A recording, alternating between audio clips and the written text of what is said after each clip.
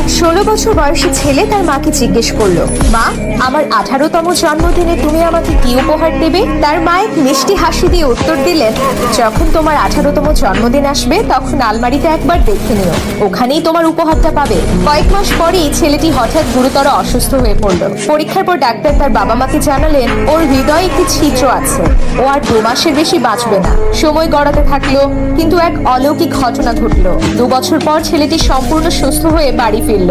তবে তাকে এমন এক কঠিন সত্যের মুখোমুখি হতে হলো যা তার পৃথিবীটাকে ওলট পালট করে দিল। তার মার এই পৃথিবীতে ছিলেন না, তার বুকটা ভেঙে গেল। ঠিক তখনই মায়ের বলা কথাটা তার মনে পড়লো, আলমারিতেই তোমার উপহার থাকবে। সে দ্রুত পায়ে ছুটে গিয়ে আলমারিটা খুললো। ভেতরে একটি সুন্দর উপহারের প্যাকেট রাখা ছিল। কাঁপতে কাঁপতে সে উপহারটা খুললো। ভেতরে একটা চিঠি রাখা ছিল। চিঠিতে লেখা ছিল, আমার কলিজার টুকরা, যদি তুমি এই চিঠিটা এখন পড়ছো তবে এর মানে হলো তুমি পুরোপুরি সুস্থ আছো। আমার মনে আছে যখন ডাক্তার বলেছিলেন তোমার হৃদয়ে ছিদ্র আছে, সেদিন আমার পৃথিবীটাই শূন্য হয়ে গিয়েছিল।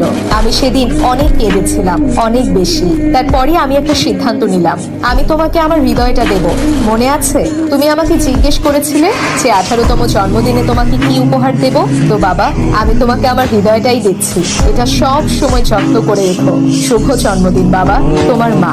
যদি আপনার চোখ দুটো অশ্রুসিক্ত হয়ে যায় তবে মায়ের প্রতি ভালোবাসার নিদর্শন স্বরূপ একটি হার্ট ইমোজি কমেন্ট বক্সে দিন। এটা শুধু একটা গল্প নয়, মায়ের ভালোবাসার এক বিরাট দৃষ্টান্ত। মায়ের মতো আর কেউ হয় না।